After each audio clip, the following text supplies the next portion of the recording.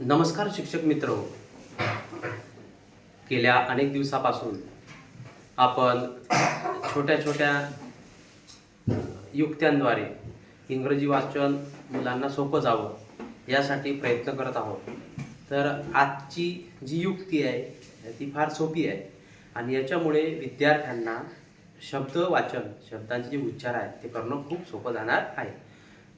तर या ठिकाणी आज आपण डबल ओ त्याचा उच्चार ओ करायचा. काय करायचा? ओ. तर ते आज आपण शिकणार आहोत. बघा, डबल ओ त्याचा उच्चार काय होते?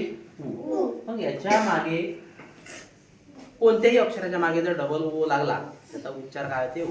समजा यफ आहे, यफ, यफचा काय होते? यफ, यफ, फक्त यफचा उच्चार काय? यफचा उच्चार आणि त्याला डबल ओ लावला की फू. समजून राहिलं? केचा उच्चार, केचा उच्चार फक्त क, पण त्याला डबल ओ लावला की कु. टीचा उच्चार काय ते? फक्त ट, आणि त्याला डबल ओ लावला की टू. तसंच आज आपण शिकणार आहोत. बघा, हा सी आहे. आता विद्यार्थ्यांना आपण शिकवलेलं की सीचा उच्चार क होते. मग कच्या मागे जर डबल ओ लागला काय आला तो? कु. कु. यल, यल त्याच्या मागे डबल ओ लागला काय आला? लू. हा,